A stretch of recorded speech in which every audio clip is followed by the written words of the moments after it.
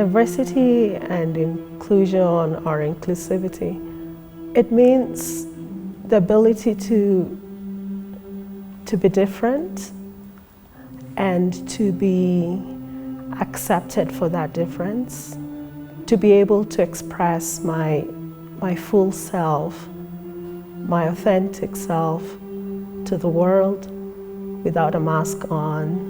It's understanding that everyone is unique, and in their uniqueness, they're beautiful. To be my full self everywhere. I don't have to censor myself. Diversity in the first place was just getting a seat at the table, being employed in the company for me. But then now the inclusion came. We had another event in the office, which was sort of like a pride day, which the whole office participated. The workplace is a very interesting space. There's expectation of professionalism, right? There's that expectation of what you wear. There's how you speak, how you sound, your sexuality. I find them problematic in the sense of, it basically says, leave a part of you outside and then show up as a different person. Your ability to be your full self is being infringed on. Your happiness is taken away from you. You have to make so many adjustments inside the workplace and outside the workplace. Kenya, it's one of the most homophobic societies. When I joined this company, which was straight out of uni, the first thing I did is when I applied, they had that statement that I see in most companies these days, where we don't discriminate on the basis of sexual orientation, race, gender, and all that. But when I got offers, I got 3 offers, and now choosing, I only chose the one which was specifically vocal about the LGBT issues. We have harsh laws for LGBTIQ persons where you can face up to 14 years in jail. As a business, because you want to be legal, any LGBTQ person who comes in, then is treated almost like illegal. You don't have to live one way with your family, one way at the workplace, one way with your friends, one way with your lovers, one way at church, one way in the mosque. Some of the excuses that organizations make is hiding behind the cultural aspect of it, saying that it will ruffle too many feathers. It's not in our African culture to discuss that. So they feel just because maybe they say we accept all people at the workplace in their diversities, that they feel that covers different identities such as queer identities, but in reality it doesn't. Being queer is not in our African culture, which is obviously not true, but at the same time, there are a lot of misconceptions, there are a lot of lies going around, a lot of harmful stereotypes, and everyone is buying into it. Most of the time, diversity and inclusion has been seen from a racial angle, a black and white or nationality angle, or age or gender. But diversity and inclusion should also include sexual orientation. So that discussion should be there, because there's a lot of myths on what an LGBTQ person is, what they're like.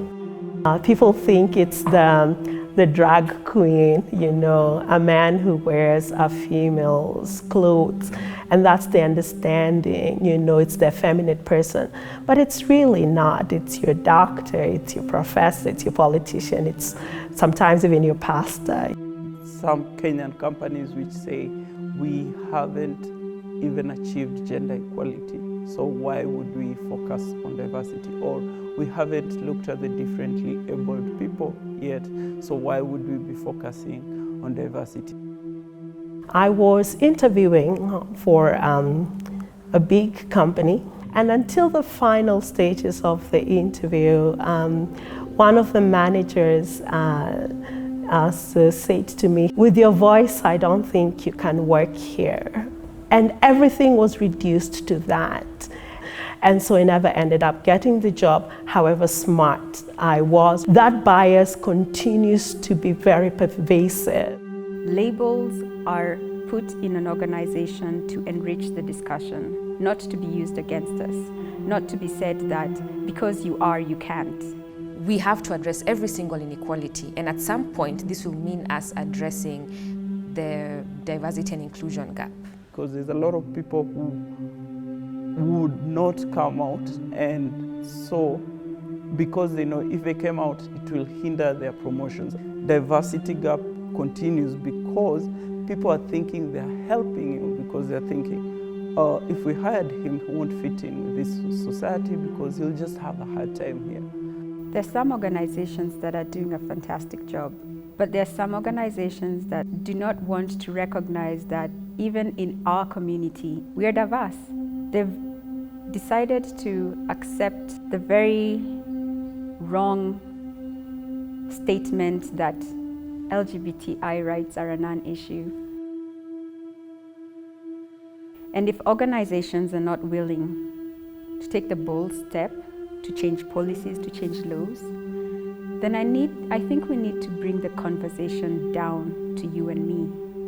Let's be willing to give kindness and love and acceptance a chance. The Colourful Workplaces program provides a real opportunity for change. There's so much power and benefit. Colourful Workplaces is definitely doing something that's different, something that's worthwhile. I've gone through the training and I was amazed. The conferences should just be to kickstart the conversation. Maybe they could partner with other organizations that can carry now beyond such events. For example, the Kenya Private Sector Alliance spoke on gay equality or just equality and rights for everyone. Then the government will have to listen because they support the economy. In fact, in Kenya, it can be just one kind of a big company chose and said and spoke with one voice in that area. It changes the whole narrative. As organizations, we need to realize one thing. Diversity and inclusion is a smart thing to do. For a business, it's a profitable thing to do.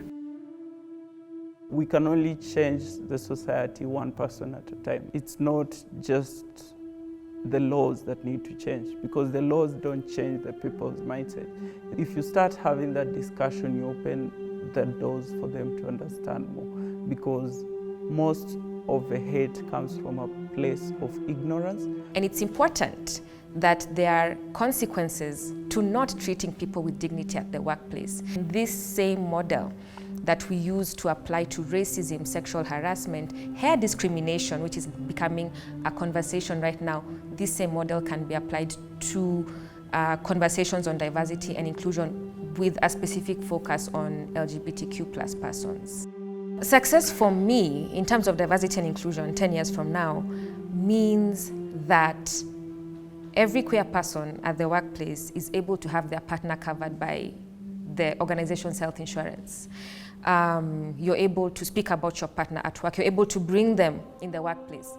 For me to reach a place where gay people are not treated as gay people, but as people. So it's not gay marriage, but just marriage. Is not adoption for gay people, but just adoption for. We all want to be happy.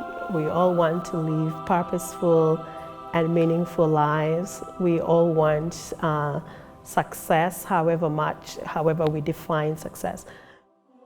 If people didn't speak up, we wouldn't have a Black Lives Matter. And therefore, we must have the courage, we must be brazen, and we must be able to speak up. LGBTI rights are human rights. I will speak up, I will be unapologetic, I will be loud, I will be proud. Unfortunately, it's not easy, but I'll do it. I'll add my voice to the cause.